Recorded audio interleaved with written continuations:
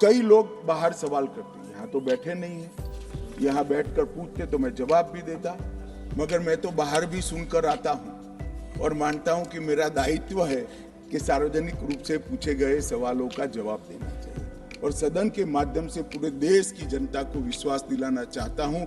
इस कानून का संपूर्ण इम्प्लीमेंटेशन होने के बाद तारीख पे तारीख का जमाना जाएगा। 3 साल में किसी भी विक्टिम को न्याय मिल जाए, ऐसी न्याय प्रणाली इस देश के अंदर प्रस्तापित होगी। आज मैं राज्यसभा में भारतीय न्याय संहिता विधेयक 2023, भारतीय नागरिक सुरक्षा संहिता विधेयक 2023 और भारतीय साक्ष्य विधेयक 2023 इसको लेकर सदन के सदस्यों का अनुमोदन प्राप्त करने के लिए आपके समक्ष उपस्थित हुआ। कल ही लोकसभा ने इन तीनों विधेयकों को अपनी मोहर लगा दी है और आज उच्च सदन की अनुमति प्राप्त होने के बाद मैं आशा करता हूं कि ये भारत की क्रिमिनल जस्टिस सिस्टम में एक नए युग की शुरुआत होगी जो पूर्णतया भारतीय है। मान्यवर, आपराधिक कानून और आपराधिक प्रक्रिया हमारे कंकरन लिस्ट में है, परंतु कई सालों से आईपीसी 163 साल से, सीआरपीसी 125 साल से और एविडेंस एक्ट 150 साल से जो ब्रिटिश पार्लियामेंट ने बनाए थे, वही एक्ट को आज हम उसी एक्ट से आज हम गवर्न हो रहे थे। नरेंद्र मोदी जी ने आजादी के 75 साल बाद इस देश में सारे कॉलोनियल कानूनों के अंदर उसको बदलाव कर कर समाप्त कर कर भारत की आत्मा को प्रस्तापित करने की शुरुआत की। मान्यवर, 2019 से हम इस पर अगस्त 2019 से इस पर विचार विमर्श, चर्चा, सलाह कर रहे थे और मुझे आनंद है मान्यवर कि आज मैं इस महान सदन के सामने इसका परिपाक लेकर आपके आशीर्वाद के लिए यहाँ पर खड़ा हुआ।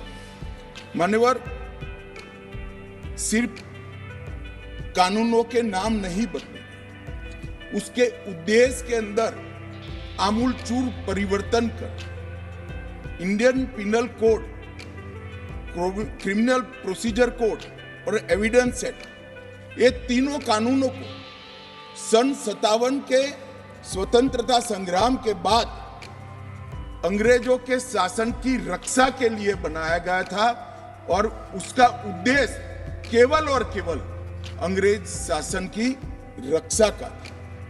उसमें कहीं भारत के नागरिक की सुरक्षा, उसके सम्मान की सुरक्षा, इसके मानव अधिकार की सुरक्षा और निर्बल को रक्षण देने की व्यवस्था दूरबीन लेकर भी ढूंढे तो नहीं दिखाई पड़ती थी। मान्यवर, धाराओं के क्रम से भी ये इंगित हो जाता है, मानववध या किसी मां बेटी के साथ अत्याचार से बड़ा क्या गुनाह हो सकता है। परंतु मान्यवर, पहले ट्रेजरी के खजाने को लूटने का गुनाह, रेल की पटरियों को तोड़ने का गुनाह, अंग्रेज शासन के खिलाफ षड्यंत्र करने का गुनाह, इसकी प्रायोरिटी ऊपर थी, मानव हत्या की प्रायोरिटी और बहन बेटी के साथ अत्याचार की प्रायोरिटी बहुत नीचे, क्योंकि अंग्रेज शासन का ये उद्देश्य ही नहीं था। उसका उद्देश्य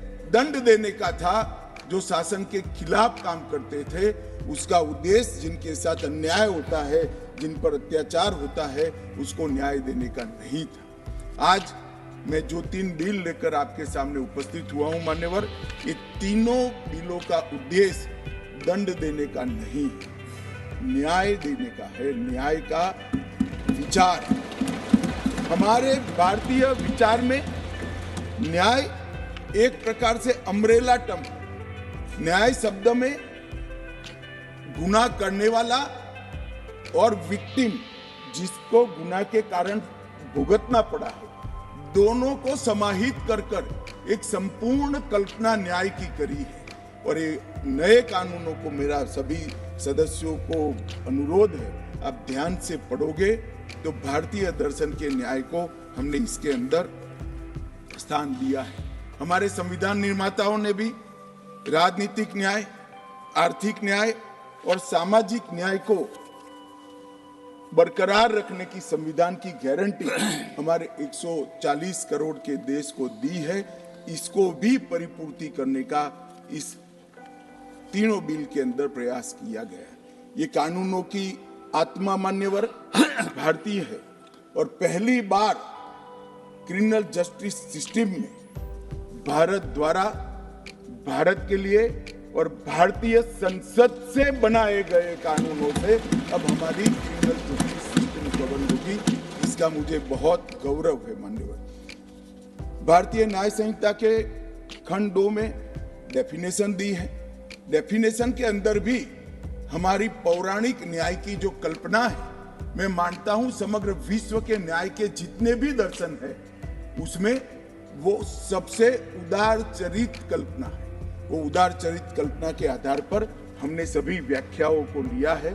gender, act, omission, movable property, ये सारी व्याख्याओं को हमारे यहाँ 10,000 से लेकर 5,000 साल पहले इस पर विचार भी हुआ है, उसको रेखांकित भी किया गया है। और आज मुझे लगता है जब ये एक्ट बनाने के लिए विचार विमर्श होता था, ढेर सारे लोगों से मैंने विचार विमर्श किया था। उस वक्त लैटिन कंसेप्ट को भी मैंने देखा है, रोमन कंसेप्ट को भी देखा है, आयरिश कंसेप्ट को भी देखा है और भारतीय न्याय के मूल विचारों को भी पढ़ा है मान्यवर। मैं निश्चित रूप से मानता हूं कि भारतीय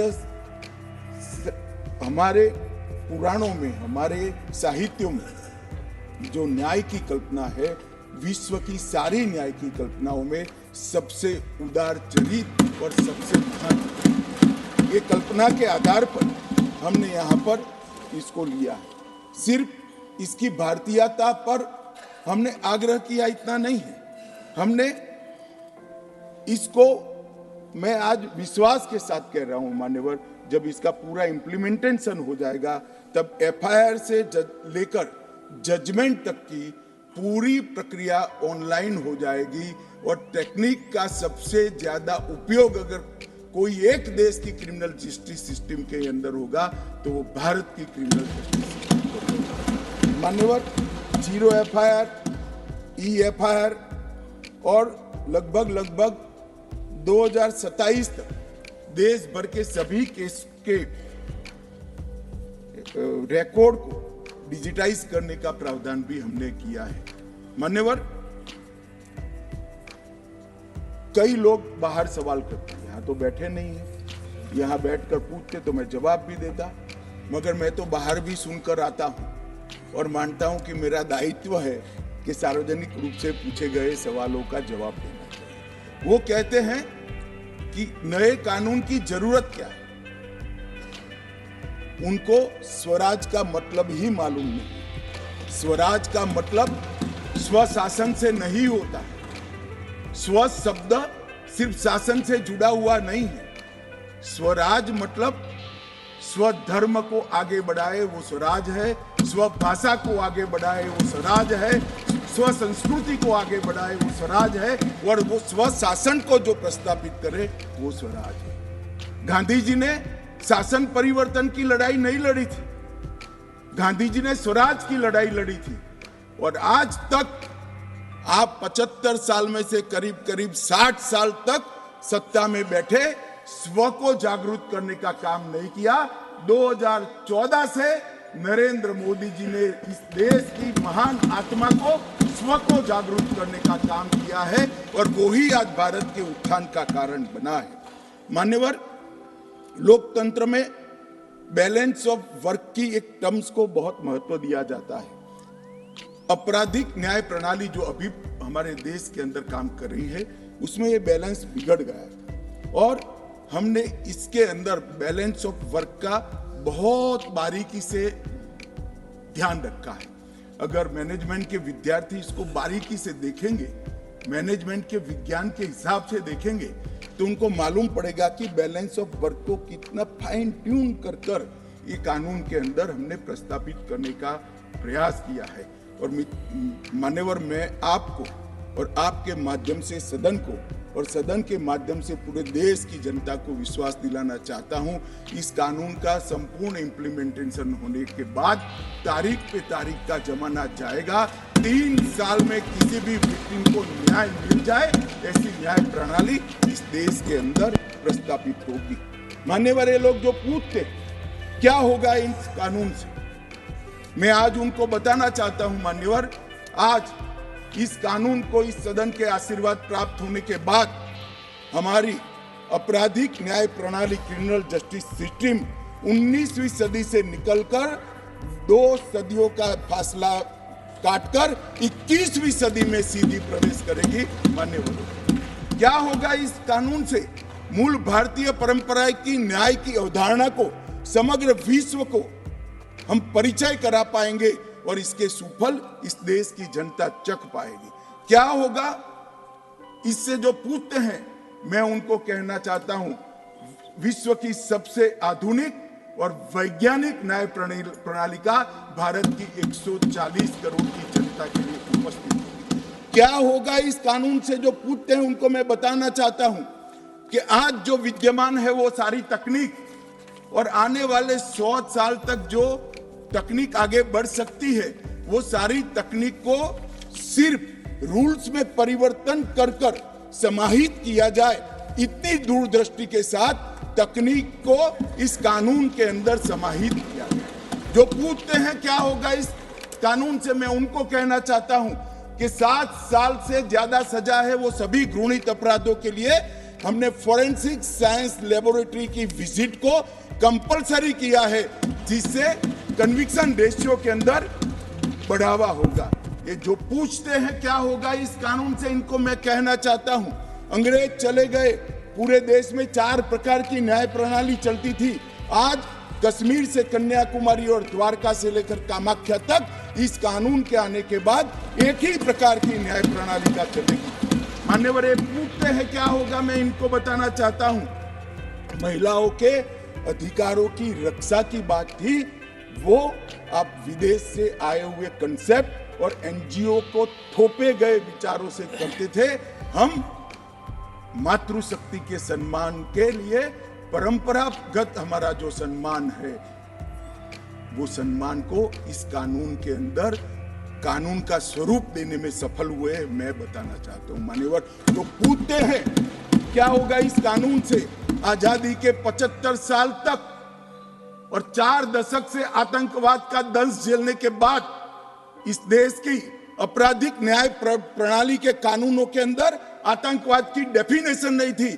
नरेंद्र मोदी जी ने जीरो टॉलरेंस टुवर्ड आतंकवाद का परिचय कराते हुए टेररिज्म की डेफिनेशन को इसके अंदर शामिल किया है। मान्यवर, जो पूछते हैं इस कानून से क्या होगा, मैं उनको बताना चाहता हूं कि इस कानून से राज्यद्रोह अब देशद्रोह के अंदर बदल गया है। राज्य के शासन की रक्षा के लिए एक जमाना था जब ब्रिटिश ताज का इस देश के अंदर शासन था। मान्यवर, रानी के खिलाफ कोई आवाज नहीं कर सकता, फांसी पे चढ़ा दिए जाए।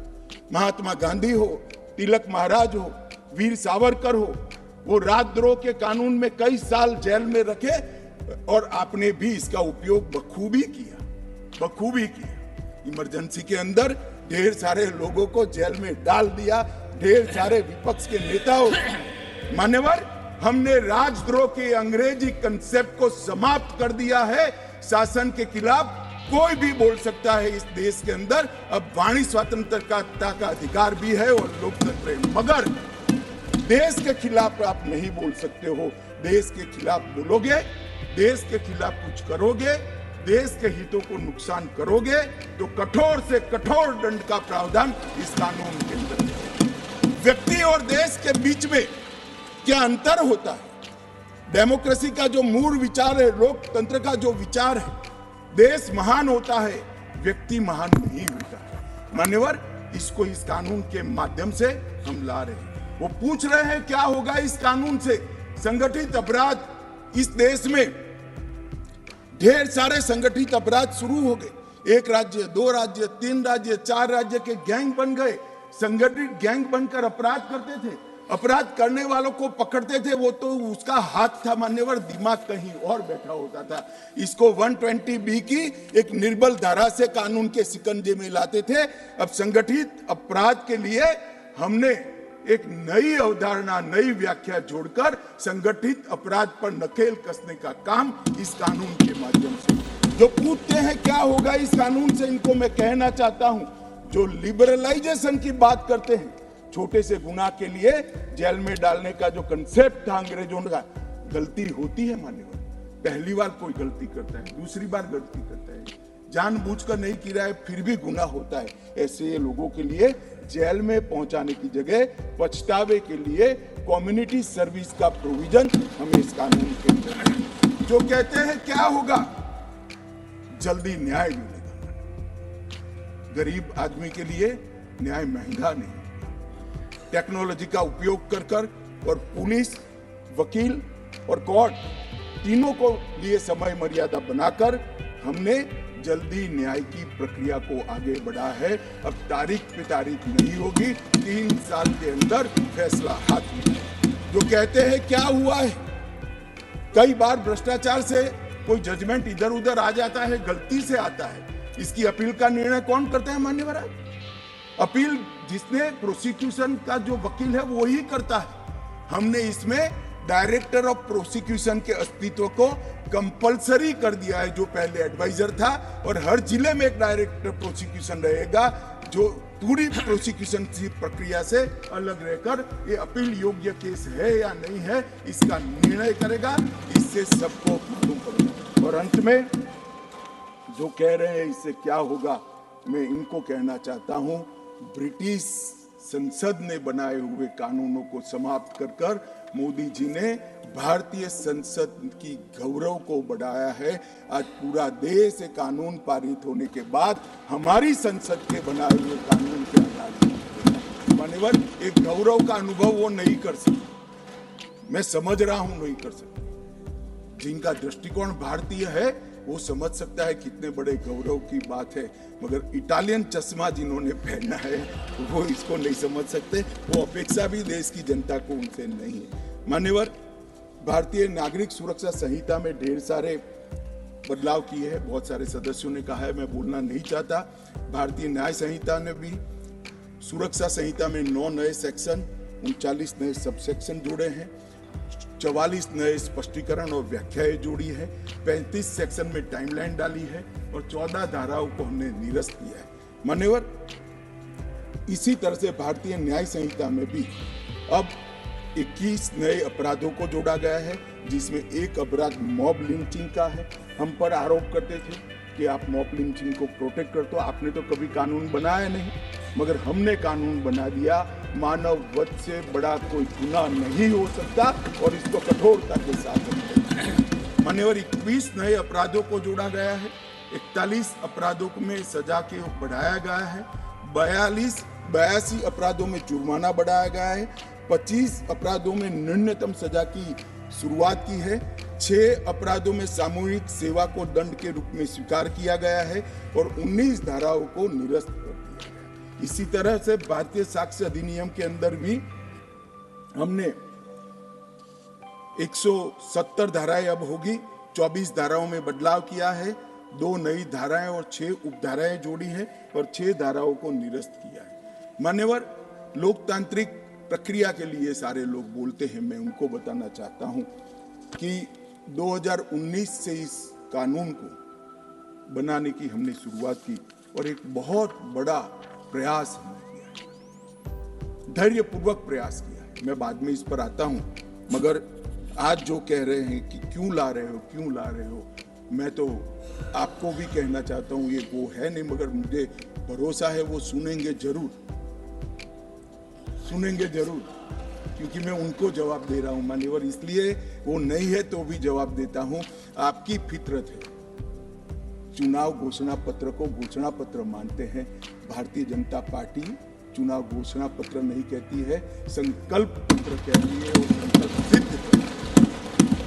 आपका इतिहास है बोलकर भूल जाना, हमारा इतिहास है, जो कि मोदी जी कहते हैं वो करते हैं। मान्यवर, मैं आज कहता हूं कि हमने कहा था कि टेररिज्म के प्रति जीरो टॉलरेंस की नीति को लाएंगे, और आज 3 हॉटस्पॉट कश्मीर, वामपंथी उग्रवाद और नॉर्थ ईस्ट के अंदर हिंसक घटनाओं में 63% की कमी हुई है, 73% मृत्यु में कमी हुई। और आज आतंकवाद को, डेफिनेशन को इसके अंदर जोड़कर इस गति को हम और बढ़ाएंगे, क्योंकि हमने संकल्प लिया था कि इस देश को टेररिज्म के दंश से मुक्त कराना है, इसलिए हमें लेकर आए हैं। मित्रों, मान्यवर, हमने कहा था कि हम अयोध्या में राम मंदिर बनाएंगे, हमने संकल्प लिया।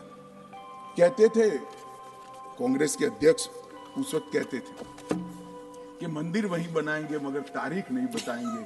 22 तारीख को प्राण प्रतिष्ठा है, पूरा देश जाने वाला। ये वादा भी मोदी जी ने पूरा कर दिया। हमने वादा किया था इस देश की मातृशक्ति को, इस देश के नीति निर्धारण के अंदर हम उचित सम्मान देंगे। 33% आरक्षण विधानमंडलों में और लोकसभा में देकर आजादी के 75 साल बाद इस देश की मातृशक्ति का सम्मान करने का काम नरेंद्र मोदी जी ने कहा था। और हमने कहा था मान्यवर, न्याय मिलने की गति बढ़ाएंगे, कानूनों को सरल बनाएंगे, कानूनों को भारतीय बनाएंगे और न्यायिक एवं न्यायालय प्रबंध व्यवस्था को सुदृढ़ बनाएंगे। ये मैं जो पढ़ रहा हूं हमारे संकल्प पत्र का हिस्सा है। उस वक्त मैं ही पार्टी का अध्यक्ष था मान्यवर, और आज हम इसको पूरा करने का काम इस महान सदन के आशीर्वाद मान्यवर। इसमें व्यास, अत्रि, बृहस्पति, कात्यायन, चाणक्य, वत्सायन, देवनाथ ठाकुर, जयंत भट्ट, रघुनाथ शिरोमणि, अनेक लोगों ने न्याय के दर्शन को जो लिया है उसको कंसेप्चुअलाइज कर आज के जमाने के अनुरूप उसको बनाकर इस कानूनों में स्थान दिया गया है। और ढेर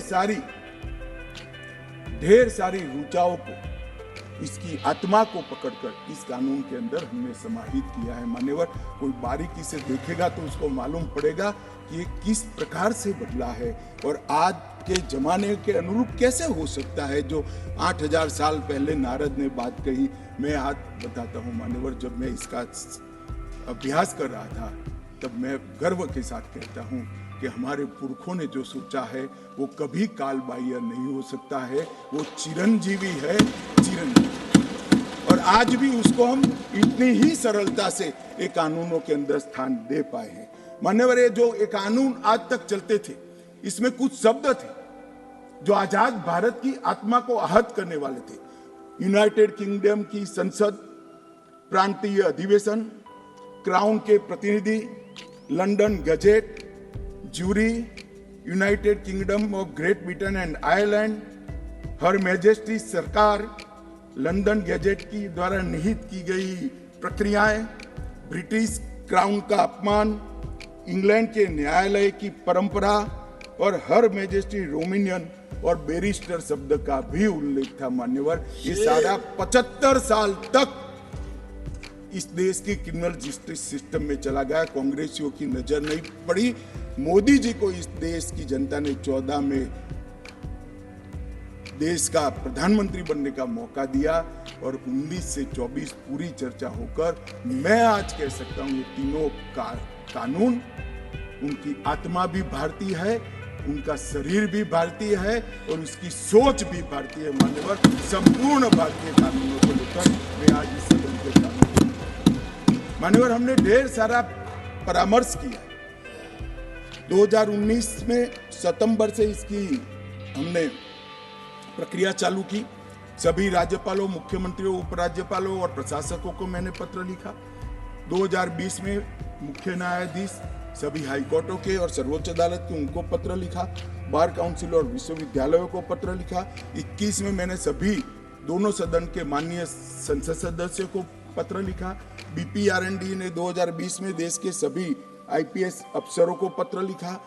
2020 में गृह मंत्रालय ने सभी डिस्ट्रिक्ट कलेक्टर को पत्र लिखा, क्योंकि डिस्ट्रिक्ट कलेक्टर भी क्रिमिनल जस्टिस सिस्टम का एक बहुत बड़ा हिस्सा है। 2020 में ये सभी कानूनों को समाहित करने का काम शुरू किया और 20 से 23 तक इसको सोचते आज जो विचारों का परिपाक है इसको लेकर मान्यवर मैं आपके सामने आया हूं। 18 राज्य, 6 संघ राज्य, सुप्रीम कोर्ट, 16 हाई कोर्ट, 5 न्यायिक एकेडमीज, 22 विश्वविद्यालय, 42 संसद और 135 आईपीएस अफसरों के लगभग 4200 सुझावों को एनालिसिस कर एक कानून बनाया गया है। मैं नहीं मानता कोई कानून इतनी विस्तृत कंसल्टेशन की प्रक्रिया से। मान्यवर, इसके बाद ये जब कानून बना तब मैंने खुद 158 बैठकों के अंदर बारीकी से पुराने कानून और नए कानून दोनों को पढ़ा है। मान्यवर, इसके बाद हमने गृह विभाग की स्टैंडिंग कमेटी को सौंपा। इसी सदन से सम्मानीय सदस्य हमारे पूर्व डीजी साहब है, उन्होंने बहुत अच्छा काम किया। सभी सदस्यों ने जो विचार दिए, जो सुझाव दिए थे, मैं आज सदन को बताना चाहता हूं, इसके 72% सुझावों को हमने स्वीकार कर लिया है। मान्यवर, जो नॉन पॉलिटिकल थे और सुझाव स्वीकार नहीं होते। मान्यवर, हमने इसके अंदर एक बहुत बड़ी बात की है, कंप्यूटराइजेशन पर बल दिया है। मैं आज सदन को बताना चाहता हूं, 19 से काम चल रहा है। मान्यवर, देश के 97% पुलिस स्टेशन का कंप्यूटराइजेशन समाप्त हो चुका है और 82% पुलिस स्टेशन का रिकॉर्ड भी डिजिटाइज हो चुका है। ये लोग जो कहते हैं ना कब होगा, प्रधानमंत्री को जानते नहीं। प्रधानमंत्री जो सोचते हैं कानून आने से पहले, उसका पूरा नेटवर्क इंप्लीमेंटेशन का प्रधानमंत्री जी ने बना कर रखा है। ये ऑनलाइन जुड़ चुके हैं पुलिस। अब 0 एफआईआर और EFIR हो पाएगी और एफआईआर का जांच जो होता है उसको भी ऑनलाइन फरियादी को 90 दिन में देना पड़ेगा कि आपकी फरियाद का क्या होगा। माननीय फॉरेंसिक का भी मैं आगे बताता हूं। हमने ICGS के माध्यम से लगभग 8 करोड़ जितनी एफआईआर का डेटा ऑनलाइन कंप्यूटर में डाल दिया है और ई-कोर्ट के प्रोजेक्ट शुरू हो चुके हैं, ई-प्रिजन का प्रोजेक्ट शुरू हो चुका है, ई-प्रोसिक्यूशन का प्रोजेक्ट शुरू हो चुका है और ई-फॉरेंसिक हो चुका है। तो फॉरेंसिक साइंस लेबोरेटरी, प्रोसिक्यूटर की ऑफिस, जेल, कोर्ट और पुलिस थाना और गृह मंत्रालय सभी आज जुड़े हुए हैं। अब इस कानून के इम्प्लीमेंटेशन के अंदर कोई तकलीफ नहीं और इसके इंटर पिलर इंटीग्रेशन के लिए भी ढेर सारे प्रयोग अभी चालू है। लेटेस्ट तकनीक का उपयोग करके इंटर पिलर इंटीग्रेशन भी हम करने जा रहे हैं और अन्य डेटाबेस के साथ भी इसका एकीकरण कर रहे हैं। मान्यवर, नेशनल ऑटोमेटिक फिंगरप्रिंट डेटा वो भी अब एकीकृत हो जाएगा। Investigation tracking system for sexual offence वो डेटा भी इंटीग्रेट हो जाएगा। National integrated database on arrested narco offender वो भी इंटीग्रेट हो जाएगा। National database on sexual offender वो भी इंटीग्रेट हो जाएगा। Crime multi agency centre MAC वो भी इंटीग्रेट हो जाएगा। तो सारी आर्थिक गुना की चीजें भी इंटीग्रेट हो जाएगी। इंटीग्रेटेड मॉनिटरिंग ऑफ टेररिज्म मॉट वो भी इंटीग्रेट हो जाएगा। National database of human trafficking offender वो भी इंटीग्रेट हो जाएगा।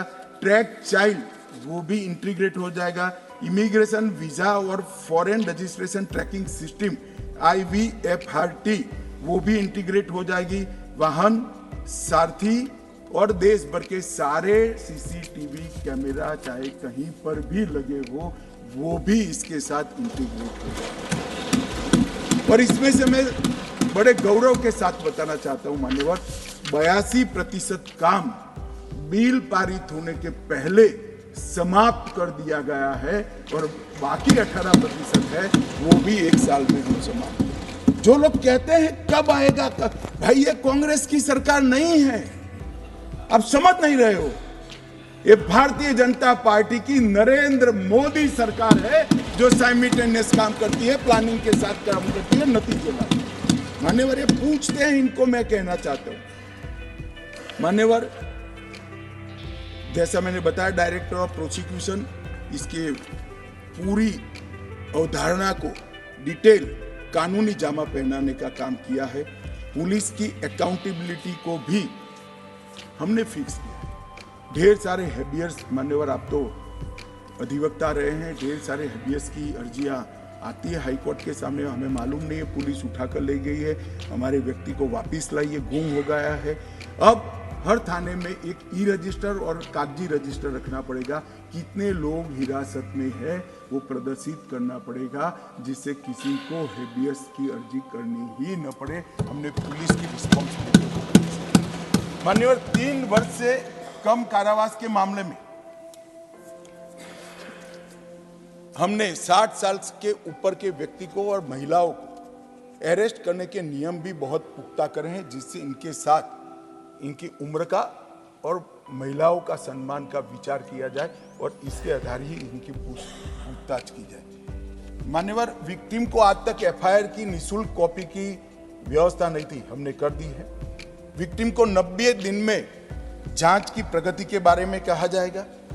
पीड़ितों को पुलिस की रिपोर्ट, एफआईआर और गवाह के बयान ऑनलाइन कंपलसरी भेजने का प्रोविजन किया है और जांच और मुकदमे के विविध चरणों को भी ऑनलाइन पीड़ित को बताना। और एक कानून मान्यवर विक्टिम सेंट्रिक कानून बना है। पहले के कानून में जो अपराध करता है उसको दंड देने का उद्देश्य था, इस कानून का उद्देश्य जो विक्टिम है उसको न्याय देने का, उसके आत्मसम्मान को, उसकी गरिमा को पुनः प्रस्तावित करने का। ये बहुत मूलभूत अंतर इस कानून के है। इसके अंदर उसको पार्टिसिपेशन का अधिकार रखा है। मान्यवर पहले आप जानते हो पब्लिक प्रोसिक्यूटर ही आर्ग्यू कर सकता था, अब विक्टिम का वकील भी आर्ग्यू कर पाएगा। इंफॉर्मेशन का अधिकार भी हमने दिया है। नुकसान की क्षतिपूर्ति का दावा करने का अधिकार भी दिया है, वो भी क्रिमिनल कोर्ट ही तय करेगी, सिविल दावा नहीं होगा। 0 एफआईआर से देश भर में कहीं पर भी कोई दबंगों के डर से वो थाने में अगर कोई मिली भगत वाला अधिकारी बैठा है, एफआईआर नहीं लेता है, तो ऑनलाइन एफआईआर देश भर में कहीं से भी वो कर सकता है। सीआरपीसी की धारा 321 में एक कमी थी, विक्टिम की बात सुनने की अनुमति नहीं थी, अब उसको सुना जाएगा। एक प्रति निःशुल्क दे दी जाएगी और जब किसी के यहाँ भी जब्ती होगी तो कंपलसरी इसकी वीडियोग्राफी की गई है, जिससे पुलिस कोई चीज बाहर रख, पंचों की उपस्थिति में वीडियोग्राफी होगी जो सर्टिफाइड होगी, जिससे कोई किसी के घर पर कोई चीज रखकर परेशान किसी भी नागरिक को होना न पड़े। मान्यवर ढेर सारे छिद्र जो थे जो उसको बंद करने का काम नरेंद्र मोदी सरकार ने किया है, जो बिल लेकर आया हूँ। मान्यवर बहुत सारे सदस्यों ने बहुत कुछ कहा है, मैं ज़्यादा विषय पर बात करना नहीं चाहता हूँ, मगर मैं कुछ चीज़ जरूर बताना चाहूँगा। मान्यवर हमने, जैसा मैंने पहले कहा, मानवीय अधिकारों को हमने, हमारे संविधान ने व्यक्ति का स्वातंत्र, सुरक्षा और उसके ह्यूमन राइट को प्रायोरिटी दी है, इसी के आधार पर हमने करा है। बलात्कार पहले 375 और 76 में था, अब शुरू में डेफिनेशन वगैरह की बातें आती है। धारा 60 से आपराधिक अपराधों का वर्णन होता है। 63 नंबर बलात्कार को दिया गया है, सबसे पहला स्थान महिला के साथ अत्याचार। गैंग रेप को हमने धारा 70 में डाला है। बच्चों के खिलाफ अपराध को भी इसी के आसपास डाला है। मर्डर जो पहले 303 था, महिला और बच्चों के साथ अपराध के बाद सीधा मानव वध को लेकर 101 नंबर की धारा 300 की जगह अब होगी। किडनैपिंग की धारा को भी आगे बढ़ाया है और हमने व्यक्ति का और विशेषकर महिला और बच्चों का गौरव प्रस्थापित करने का काम किया है। ये कांग्रेस पार्टी को मैं बचपन से ही मालूम नहीं क्या था, कुछ संस्कार होगा, कांग्रेस का विरोधी रहा। मेरी आइडियोलॉजी में जुड़ने से पहले भी कांग्रेस मुझे पसंद नहीं आती थी, कुछ नहीं मालूम था मान्यवर, तब से मैं विरोधी रहा। मगर मैं बारीकी से उनको देखता हूं, जब जब वो सत्ता पर आते थे 124A मतलब राजद्रोह का बड़े मौज से उपयोग करते थे, और जब सत्ता के बाहर जाते थे तो कहते थे कि 124 है तो कॉलोनियल कानून है, इसको निरस्त कर दो। मगर फिर सत्ता पर आते थे तो 124 का उपयोग करते थे। इन्होंने राजद्रोह को कभी समाप्त करना नहीं चाहा। भारतीय जनता पार्टी और नरेंद्र मोदी सरकार आज इस देश के कानून से राजद्रोह को हमेशा के लिए मान्यवर शासन के खिलाफ बोलने का अधिकार हमारा संविधान का मूल अधिकार है। व्यक्ति के खिलाफ आप कुछ भी बोल सकते हो, कोई गुनाह नहीं होगा, बोलिए। बदनिक्सी का प्रावधान है, जिसको जाना चाहिए वो कोर्ट में जाए, मगर आपराधिक न्याय प्रणाली आपको झेलनी नहीं पड़ेगी।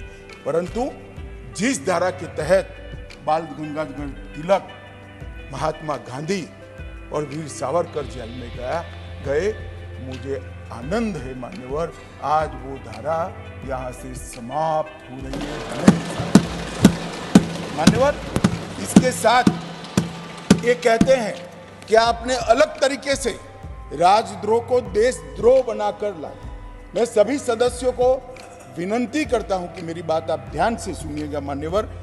पहले आईपीसी की धारा 324A में जो शब्द प्रयोग था सरकार के खिलाफ, सरकार मतलब एस्टैब्लिशमेंट और व्यक्ति अंततोगत, अब बीएनएस में धारा 152 में भारत की संप्रभुता, एकता और अखंडता के खिलाफ जो करेगा उसको देशद्रोही माना जाए। बड़ा स्पष्ट कर सरकार की जगह भारत शब्द प्रयोग लाए। भारत तो उनको पसंद ही नहीं आता है नाम, मगर मैं क्या कर सकता हूं, ये देश का नाम ही भारत है मान्यवर। भारत के खिलाफ जो करेगा, भारत की संप्रभुता, एकता और अखंडता के खिलाफ करेगा, उसके खिलाफ ये धारा 122 लाई जाएगी। आईपीसी में उद्देश्य और प्रयोजन की बात नहीं थी, आशय और प्रयोजन की बात नहीं थी। देशद्रोह की डेफिनेशन में आशय की बात कर हमने एक और उसको बचने का मौका दिया है।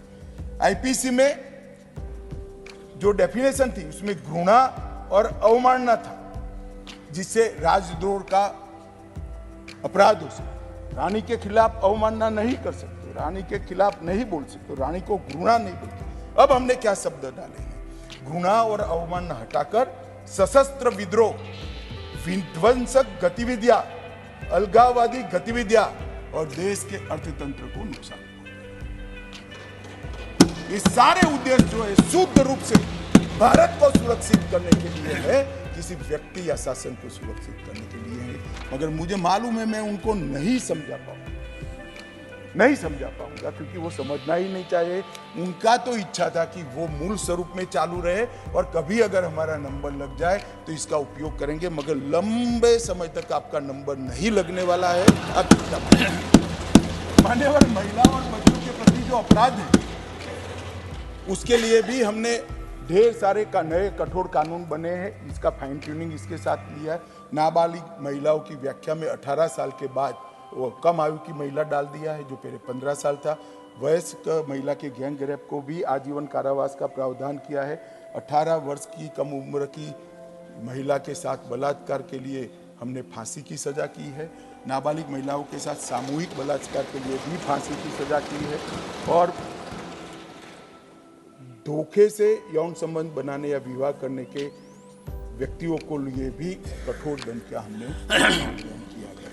मान्यवर, हमने ढेर सारे काम करे हैं। इस कानून को जेंडर न्यूट्रल बनाने का भी काम किया है और सबसे बड़ा जो प्रोविजन किया है 113(1) में हमने टेररिज्म की डेफिनेशन दी है, आतंकवाद की है।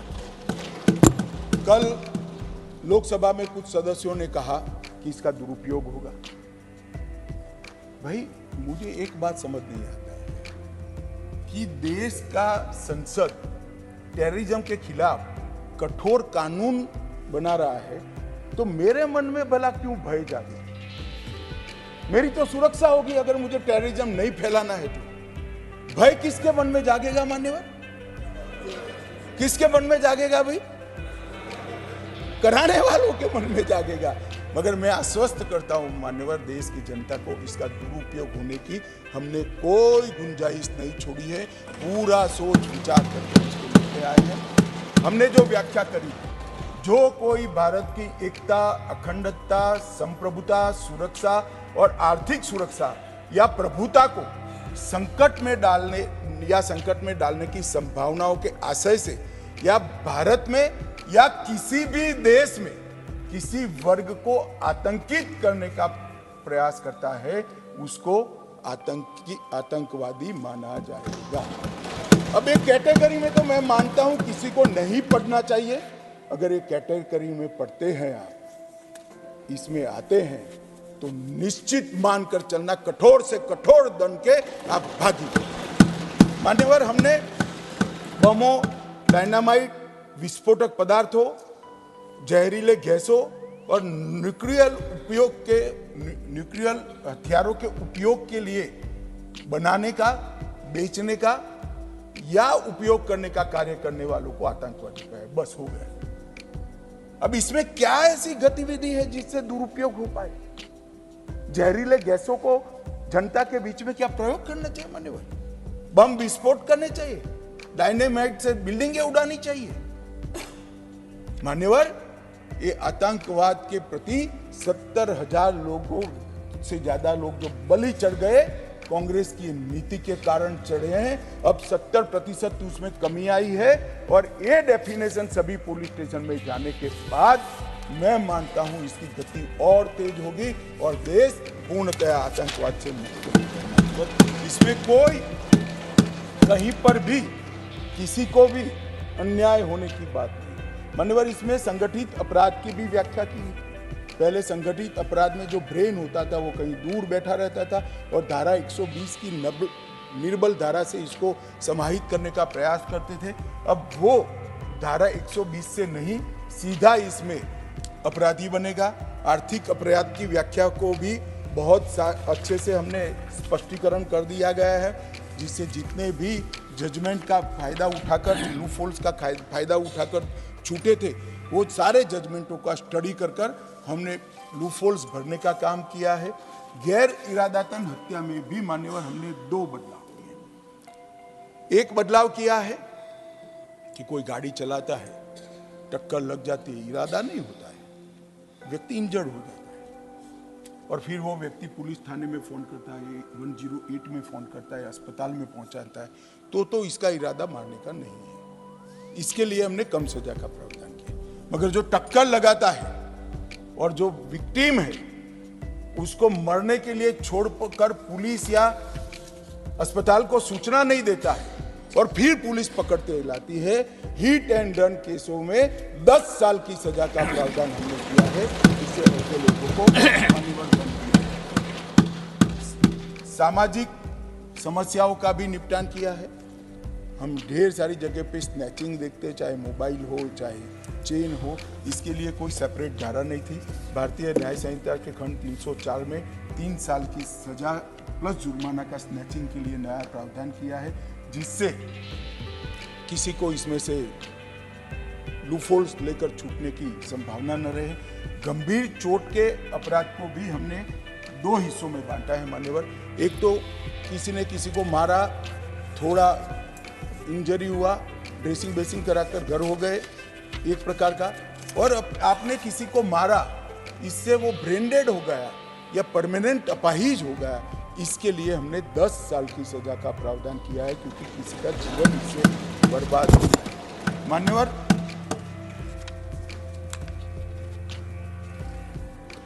हमने मॉब लिंचिंग को भी भारतीय न्याय संहिता में जगह दी है।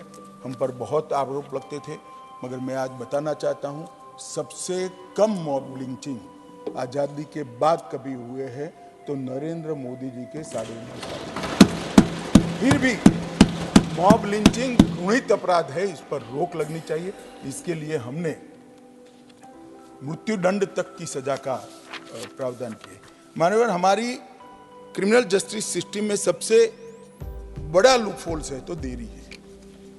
हमारा मूल दर्शन बताता है न्याय के लिए, समय पर जो न्याय मिलता है वो ही न्याय है, और उचित समय पर न मिले हुए न्याय से बड़ा कोई अन्याय नहीं होता है। इसको ध्यान में रखते हुए हमने पुलिस, वकील और कोर्ट तीनों को समय के साथ बांधने का प्रयास किया है। आप तो अधिवक्ता हो मान्यवर, कुछ चीजें आपको भी पसंद नहीं आएगी, परंतु ये जरूरी था, क्योंकि सालों सालों तक किसी को न्याय न मिले। तो हमने किया है पुलिस द्वारा दंडित कार्यवाही का अभी कोई समय निर्धारित नहीं था। एप्लीकेशन करने के बाद 3 दिनों के अंदर ही एफआईआर को रजिस्टर्ड करना ही पड़ेगा। 3 से 7 साल के जो गंभीर मामले हैं, इसमें फरियाद सच है या झूठ, उसकी 7 दिन में जांच करने के बाद उसको आपको एफआईआर में 7 दिन के अंदर ही कन्वर्ट करना पड़ेगा। और 14 दिन में एक बार सभी पुलिस थानों द्वारा नॉन कॉग्निजेबल केस की डेली डायरी रिपोर्ट मैजिस्ट्रेट को फॉरवर्ड करनी पड़ेगी। वो आप पुलिस का रिकॉर्ड नहीं रहेगा, कोर्ट का रिकॉर्ड रहेगा, जिससे पीछे से कोई इसके अंदर छेड़खानी न कर पाएगा। जांच का रिपोर्ट जो भेजना है, उसमें पहले था भेजना है, समय मर्यादा नहीं थी। अब हमने कहा है कि जांच का रिपोर्ट 24 घंटे में और तलाशी का रिपोर्ट तुरंत ज्यादा से ज्यादा 24 घंटे में कोर्ट के सामने रखना पड़ेगा। उस पर आप बैठ नहीं सकते हो, पीछे से कुछ डाल नहीं सकते हो। मेडिकल प्रैक्टिशनर द्वारा चिकित्सा जांच, पहले उसका कोई समय निर्धारित नहीं था। अब हमने समय निर्धारित कर दिया है कि 7 दिन के अंदर मेडिकल प्रैक्टिशनर ने चिकित्सा जांच का रिपोर्ट कोर्ट के सामने रखना पड़ेगा। अब चार्जशीट, पहले फर्दर इन्वेस्टिगेशन एंडलेस कई सालों तक कर सकते थे, अब 90 दिन तक चार्जशीट करना, ज्यादा से ज्यादा 60, 90 और 90 दिन तक आप फर्दर इन्वेस्टिगेशन, 180 दिन में फाइनल रिपोर्ट कोर्ट के सामने रखना पड़ेगा, जो कोर्ट संज्ञान लेकर आगे की न्यायिक प्रक्रिया से। मैजिस्ट्रेट के समक्ष कार्यवाही शुरू करने के लिए कोई समय नहीं था, अब 14 दिन निश्चित कर दिए। मैजिस्ट्रेट द्वारा चार्ज फ्रेम करने के लिए कोई समय नहीं था, अब 60 दिन निश्चित कर दिए। आरोपी द्वारा आरोप मुक्त होने के लिए अर्जी का एप्लीकेशन कोई कमिटल से 60 दिन के अंदर करना पड़ेगा, एक साथ करना पड़ेगा। बाद में पहले 35 आरोपी एक के बाद एक करते थे और 10 साल तक केस चलते रहते थे। प्ली बार्गेनिंग, आरोप तय करने से 30 दिन के अंदर ही प्ली बार्गेनिंग की अर्जी करते हो, जजमेंट के वक्त नहीं कर सकते हो आप। मान्यवर, फिर ट्रायल की प्रक्रिया में दस्तावेजों की प्रक्रिया 30 दिन के भीतर पूरी करनी पड़ेगी। और एक बहुत महत्वपूर्ण योगदान प्रोविजन हमने किया है, ट्रायल इन एब्सेंशिया। मान्यवर, इस देश में ढेर सारे लोग बम धमाके कर कहीं ना कहीं दुनिया में छुप कर बैठे, उनको हम सजा नहीं करा पाते। सजा कराने से क्या होगा, ऐसा भी एक विकृत तर्क ऑपोजिशन के द्वारा, तो बैठे बाहर सजा होते ही अंतरराष्ट्रीय कानून के हिसाब से उसको यहां भेजने की बाध्यता आती है। इतनी समझ नहीं है।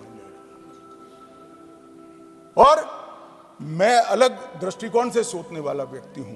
अगर मुंबई धमाके में 300 लोगों को मारकर कोई कहीं जाकर छुप कर बैठा है, जब भारत की कोर्ट उसको फांसी की सजा इसके एब्सेंस में सुनाती है, तो आगे करने वालों के जहन में भय का निर्माण होता है। जो आगे हजारों करोड़ों रुपया देश का लूट कर जो विदेश में बैठ गए हैं, उनकी अनुपस्थिति में अब ट्रायल हो पाएगी, सजा भी हो पाएगी।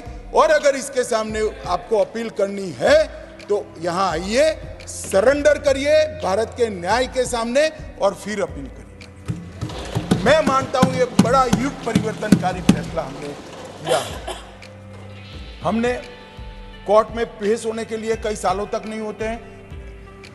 हमने 30 दिन में एडवर्टाइज अखबार में दे देनी है, बाद में कोई नोटिस उसको भेजने की जरूरत नहीं। वो नहीं आएगा तो कोर्ट का केस चालू हो जाएगा। जमानत के लिए भी हमने बड़ा लिबरल लिया है। पहली बार अपराध करने वालों में सजाई 1/3 अगर उसके भुगत ली है, 7 साल के नीचे के केसों की बात कर रहा हूं, तो जमानत मिल जाएगी। और सभी मामलों में आधी सजा हो गई है, अगर दूसरी बार भी अपराध किया है तो उसको जमानत मिल जाएगी। जजमेंट और सजा ये 45 दिन के अंदर न्यायमूर्ति महोदय ने पूर्ण कर देना है। इसको आप लिंगरिंग नहीं रख सकते महीनों तक। सुनवाई समाप्त होने के बाद, जजमेंट रिजर्व करने के बाद 45 दिन में कंपलसरी जजमेंट देना पड़ेगा। और जजमेंट देने के बाद, दोषी घोषित करने के बाद 7 दिन में सजा देनी पड़ेगी। दया याचिका के लिए भी हमने ढेर सारे प्रोविजन किए हैं। उच्चतम न्यायालय की अपील खारिज होने के 30 दिन में दया याचिका आप कर सकते हो। दया याचिका कोई एनजीओ नहीं कर पाएगा। जिसने गुनाह किया है उसको पछतावा जाहिर कर सम्माननीय राष्ट्रपति महोदय के सामने दया मांगनी पड़ेगी, तभी दया याचिका मानी जाएगी। ढेर सारी अर्जियां ऐसी आती जो जिन्होंने गुनाह किया है कहते हैं हम तो भारत के संविधान को नहीं मानते, और कोई जाकर उनकी ओर से दया की याचिका करे। अरे भाई, भारत के संविधान को नहीं मानते हो तो दया याचिका आपको अप्लाई ही नहीं होती है, फिर तो चढ़िए फांसी पर। जिसके अंदर पछतावा नहीं है इसको दया याचिका का अधिकार नहीं है। मान्यवर, इसके लिए भी हमने समय मर्यादा भी निर्धारित की है। महिलाओं के प्रति जो अपराध है इसके लिए EFIR से मैं मानता हूं ढेर सारी माताओं बहनों जो शर्म के मारे पुलिस थाने में नहीं जाती है, वो अपने घर से या किसी के भी मोबाइल से इसका अप्रोच कर सकते हैं। उनको बड़ा फायदा होगा। उनके जवाब लेने के लिए, उनको उपस्थित होने के लिए भी महिलाओं की गरिमा का सम्मान इसमें लिया गया है। मान्यवर, हमने टेक्नोलॉजी को भी बहुत बढ़ावा दिया है। मान्यवर, मैं आपको बताना चाहता हूं, क्राइम सीन, इन्वेस्टिगेशन और ट्रायल, ये तीनों चरण में टेक्नोलॉजी को हमने कंपलसरी भी किया है और कानूनी जामा भी पहना है। इससे पुलिस जांच में पारदर्शिता और जवाबदेही निश्चित होगी, सबूतों की गुणवत्ता में सुधार होगा, विक्टिम और अपराधी दोनों के अधिकारों की रक्षा होगी। क्रिमिनल जस्टिस सिस्टम को आधुनिक बनाने के लिए इसमें बहुत प्रयास किया गया। FIR से केस डायरी, केस डायरी से चार्जशीट और चार्जशीट से जजमेंट तक सारी प्रक्रिया को डिजिटाइज करने का काम हमने कानून के माध्यम से, और इसके लिए बहुत सारे सवाल उठा रहे हैं, कुछ तो अच्छे मन से भी उठा रहे हैं, तैयारी नहीं होगी तो क्या होगा। इसके अंदर हमने प्रोविजन लिया है कि राज्य सरकार किसी एक पुलिस स्टेशन को डिजिटाइज घोषित कर सकती है, किसी SP के सारे थानों को डिजिटाइज घोषित कर सकती है, किसी रेंज के सारे थानों को डिजिटाइज घोषित कर सकती है, किसी जिले को कर सकती है, किसी शहर को कर सकती है, और अंततोगत्वा सब हो जाए तब राज्यों को करे। तो जैसे जैसे डिजिटाइजेशन का काम समाप्त होता जाएगा, नोटिफिकेशन निकलते जाएंगे और इसका अमल शुरू हो जाएगा। माननीय, और मैं आशा करता हूं कि 2024 के चुनाव के पहले चंडीगढ़ UT को हम इस कानून के हिसाब से संपूर्ण डिजिटाइज करने का काम करेंगे। मान्यवर, सभी पुलिस थानों और न्यायालयों में एक एड्रेस होगा, ईमेल एड्रेस रजिस्टर होगा, फोन नंबर और बाकी सारी चीजों का डेटा रखा जाएगा, और SMS भेजने के बाद SMS खुला है या नहीं खुला है वो भी रजिस्ट्री में ऑटोमेटिक कंफर्म हो जाएगा। इस प्रकार के सॉफ्टवेयर को भी हमने निर्माण कर लिया है, तो किसी को भागने की किसी नौबत आएगी। मान्यवर, ऑडियो वीडियो रिकॉर्डिंग अविलंब मजिस्ट्रेट के सामने उपस्थित करने का प्रावधान किया है। फॉरेंसिक साक्ष्य एकत्रित करने को रिकॉर्डिंग करनी है, वो रिकॉर्डिंग भी तुरंत रखना पड़ेगा, रिपोर्ट बाद में देंगे। और पुलिस जांच के दौरान किसी भी बयान जो रिकॉर्ड किया गया है उसको 24 घंटे में मजिस्ट्रेट के सामने फॉर्म के अंदर रख देना पड़ेगा। मान्यवर, एक हमने करा है कि 7 साल से ज्यादा सजा है, 7 साल या इससे ज्यादा, वो सभी अपराधों में फॉरेंसिक टीम की विजिट को कंपलसरी करना है। इसके लिए ढेर सारा मैन पावर चाहिए। कल लोकसभा में एक सदस्य ने सवाल उठाया, बात तो सही थी, मगर इस पर काम हमने कब से शुरू कर दिया है। 2020 में फॉरेंसिक साइंस यूनिवर्सिटी बनाई और अब 9 राज्यों में इसकी ब्रांच बन गई है, और अगले साल से हर साल 35,000 फॉरेंसिक साइंटिफिक ऑफिसर हर साल वहां से ग्रेजुएट होते हैं। और मोबाइल फॉरेंसिक साइंस लैब के जाले बुने हैं। और मैं आज एक डेटा आपके माध्यम से इस देश की जनता के सामने रखना चाहता हूं। मान्यवर, जो लोग निर्दोष छूट गए उसमें से 32% लोग सबूतों के अभाव में निर्दोष छूटे। जहां कोर्ट ने कहा है कि prima facie case is there, परंतु सजा कराने के लिए हमारे पास पर्याप्त सबूत नहीं है। एफएसएल आने से उन लोगों का खराब समय शुरू होगा, इसका मुझे पूरा विश्वास है। कोई इसमें से बचकर मान्यवर नहीं। मान्यवर, फॉरेंसिक को एक कंसेप्ट के रूप में हमने स्वीकार किया है। मैं इतना कहना चाहता हूं मान्यवर, ये जो ई कोर्ट, ई प्रिजन, ई प्रोसिक्यूशन, ई पुलिस थाना, ई गृह विभाग, ई जेल और ई फॉरेंसिक के माध्यम से पूरा तैयार होने के बाद मैं इस सदन को विश्वास दिलाना चाहता हूं, दुनिया में सबसे आधुनिक न्याय प्रणाली भारत की होगी। और इस लक्ष्य को हमने करने के लिए सभी मोर्चे पर हमारी कार्यवाही शुरू कर दी है। सर्च और जब्ती की वीडियोग्राफी की जाएगी। नागरिकों की सुविधा के लिए भी ढेर सारे, मैं बहुत डिटेल में जाना चाहता, ढेर सारे प्रावधान हैं। एक समरी ट्रायल को 2 वर्ष तक के केस में समरी ट्रायल थी, अब 3 वर्ष तक कर हमने 40% केसों को ट्रायल के बाहर निकाल दिया। समरी ट्रायल से इसमें निर्णय होगा, तो जुडिशरी का बोझ हमने बहुत बड़ा कर्टेल करने का काम किया है। और सिविल सर्वेंट के विरुद्ध जब कोई भी केस होता था सरकारी कर्मचारी के खिलाफ, तो उसके लिए राज्य सरकार की मंजूरी चाहिए, मगर मंजूरी भी बाबुओं को ही देनी थी, तो कभी देते ही नहीं थे।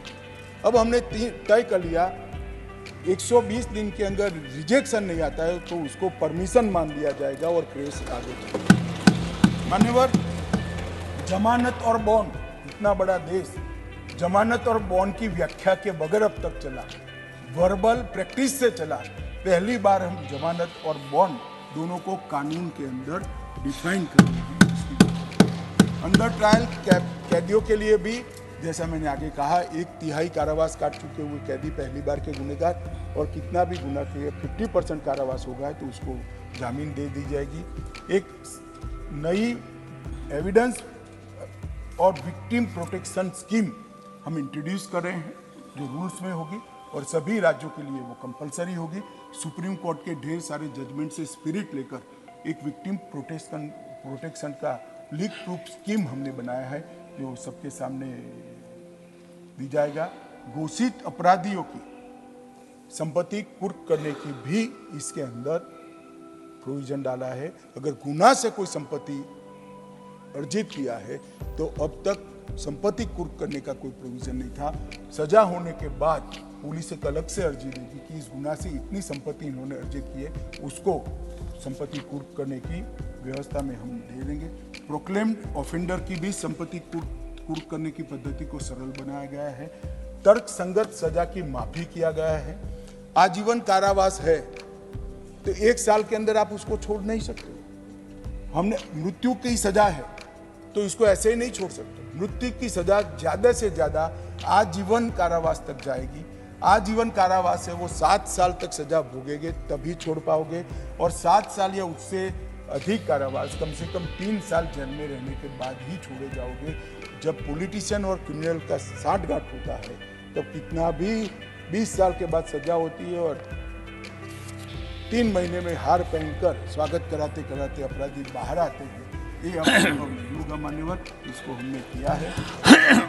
संपत्तियों का नुकसान, ये सारे संसद सदस्य मेरी तरह नीचे से ही आएंगे। आप कई बार थानों में गए होंगे, ढेर सारी साइकिलें देखी होगी, ऑटो देखी होगी, टेम्पो देखे होंगे, कोई दारू करने वाला, पूरा परेड का ग्राउंड थाना का ये संपत्तियों से हो जाता। अब इसको संभालना नहीं, 30 दिन में वीडियोग्राफी कर उसकी हराजी कर देनी है और पैसा कोर्ट में जमा करना है, निपटान होने के बाद। मान्यवर, एक आदमी आज एसपी है एक एसपी है, इसने अपने पहले पोस्टिंग में किसी की चार्जशीट साइन की है। कई सारे केस ऐसे होते हैं जिसमें एसपी का सिग्नेचर कंपल्सरी होता है। वो जब उसकी सुनवाई आती है तब डीजीपी बन जाते हैं और उसको बुलाते हैं, ना उनको कुछ याद होता है ना कुछ मालूम है। इतने 25-30 साल के बाद की बात हमने कह दिया कि जो एसपी होगा उसके किए हुए नोटिंग के आधार पर अभी जो एसपी होगा वो ही गवाही देगा डीजीपी कोर्ट। अगर कोर्ट कोई मामले में उनकी सीधी पूछताछ या बॉडी लैंग्वेज को देखना चाहती है तो ही उसको समन कर सकती है, मगर वो कोर्ट को निर्णय करना है और किसी को मान्यवर नहीं दिया।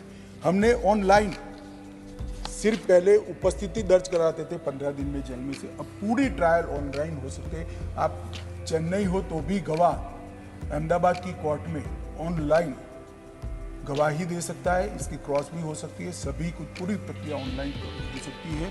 फॉरेंसिक साइंस के लोगों को भी पर्सनली आने की जरूरत नहीं है, डॉक्टरों को भी पर्सनली आने की जरूरत नहीं है, और मान्यवर आपको आनंद होगा अधिवक्ताओं को भी पर्सनली आने की जरूरत नहीं है। यहाँ से कोई आसाम का केस ले भी सकता है और चला भी सकता है। मान्यवर ढेर सारे प्रोविजन करे हैं छोटे मोटे अपराधों के लिए। कम्युनिटी सर्विस, जेलों का बर्डन भी घटेगा और मानवीय बात है, पहली बार अपराध हो गया है, छोटा मोटा अपराध है, जेल में डालकर अन्य अपराधियों की संगत में उसको न रखे। पहली बार भारतीय न्याय प्रणालिका में कम्युनिटी सर्विस के कंसेप्ट को न्यायिक जामा पहनाने का काम ये बिल कर रहा है। मान्यवर इसका बड़ा आनंद है। मान्यवर इसके साथ साथ भारतीय साक्ष्य अधिनियम में भी कुछ बदलाव करे हैं। मान्यवर मैं आज आपको बताना चाहता हूँ, इसमें बहुत आमूलचूल परिवर्तन कराया है जो युग परिवर्तनकारी है। इलेक्ट्रॉनिक या डिजिटल रिकॉर्ड की व्याख्या की है, ईमेल, सर्वर लॉन्ग्स, कंप्यूटर, इसकी डिटेल व्याख्या की है, स्मार्टफोन, लैपटॉप, मैसेजेस, वेबसाइट और लोकेशन, इसको कानूनी मान्यता दी गई है। सबूत की भाषा में इलेक्ट्रॉनिक एविडेंस को ऐड किया गया है। गवाहों, आरोपियों, विशेषज्ञों और पीड़ितों को इलेक्ट्रॉनिक माध्यम से पेश होने की हमने अनुमति दी है। कागजी रिकॉर्ड शब्द के साथ अन्य दस्तावेज, मतलब इलेक्ट्रॉनिक दस्तावेज, अब पेन ड्राइव 50,000 पेज का चार्जशीट नहीं आएगा, एक पेन ड्राइव आपके पास आएगा जो आपके वकील के कंप्यूटर में डालकर देखना है। तो इस प्रकार की भी हमने करी है। साक्ष्य के प्रमाण के रूप में मूल अभिलेख मैचिंग हैसमान देने पर भी हमने व्यवस्था करी है और पूरी ट्रायल को हम इलेक्ट्रॉनिक तरीके से कर सके, इसको भी कानूनी जाती है। इसमें हमने न्यायाधीशों के लिए एक अधिकार क्षेत्र जोड़ा है। किसी भी न्यायाधीश को ऑनलाइन गवाही देते वक्त लगता है कि मुझे इसको पर्सनल बुलाने की जरूरत है, तो उनके पास ये अधिकार है और मैं मानता हूँ ये अधिकार न्याय के हित में जरूरी है। तो इतने केस के अंदर हमने न्यायाधीशों को अधिकार दिया है मान्यवर। और दस्तावेजों की देरी को कम करने के लिए भी ढेर सारे प्रावधान जुड़े हैं। मेल पर मेडिकल रिपोर्ट आएगी, एफएसएल की रिपोर्ट मेल पर आएगी, थाने में जाती है एफएसएल की रिपोर्ट मिली भगत से सालों तक कोर्ट में थाने से नहीं पहुंचती है, अब कंपलसरी कर दिया। मेडिकल रिपोर्ट थाने में भेजोगे, कॉपी एक रजिस्ट्रार को कोर्ट के भेजोगे तो उसी दिन कोर्ट में चली जाएगी, तो थानेदार भी समझ जाएगा वहाँ पहुंची गई तो वो भी रख देगा मान्यवर। और इस प्रकार के ढेर सारे छोटे छोटे लगभग कई बदलाव कर हमने सारे छिद्रों को अब तक के अनुभव के आधार पर बदलने का काम किया है और एक परिपूर्ण कानून बनाने का प्रयास किया है। कानून कोई परिपूर्ण कभी बन ही नहीं सकता, समय बदलता है, जरूरियातें भी बदलती है, मगर हमने कम से कम मैं इतना कह सकता हूँ मान्यवर 100 साल की टेक्निक के अंदर जो बदलाव हुए, गुजरात फॉरेंसिक साइंस यूनिवर्सिटी के साथ बैठकर ढेर सारे इसके एक्सपर्ट्स के साथ बैठकर इसको विजुलाइज करने का प्रयास किया है। वो टेक्निक तो आज है ही नहीं तो उसको समाहित नहीं कर सकते, मगर जो शब्द के प्रयोग किए हैं वो टेक्निक के लिए ओपन है और उसको स्वीकृत करने वाले हैं। तो हमने बहुत दूरदर्शिता के साथ काम किया है और ये सारी चीज़ों में इसके इलेक्ट्रॉनिक सर्टिफिकेशन और इसकी गुप्तता पर भी बहुत बड़ा ध्यान देकर एक लीक प्रूफ सिस्टम बनाने का प्रयास किया है मान्यवर। अंत में मैं इतना ही कहना चाहता हूं कि मैं फिर से आपके माध्यम से इस सदन को और देश की जनता को विश्वास दिलाना चाहता हूं, ये कानून इतने सालों के बाद, आज़ादी के 75 सालों के बाद भारतीयों द्वारा बनाया गया है, भारतीयों के लिए बनाया गया है और भारत की संसद के द्वारा बनाया गया है, जिसके अंदर भारत की मिट्टी की सुगंध भी है, भारत का संस्कार भी है और भारतीय दर्शन भी है। ये विश्व में सबसे आधुनिक न्याय प्रणाली का देने वाला कानून बनने वाला है। ये त्वरित न्याय के हमारे मूल भारतीय न्याय के दर्शन को जमीन पर उतारने वाला कानून बनने वाला है और ये कानून दंड की जगह न्याय की अवधारणा की मूल भावना पर बना है। मान्यवर, मेरा सभी सदस्यों से अनुरोध है कि ऐतिहासिक बिल में आप भी आशीर्वाद देकर इसका हिस्सा बहुत बहुत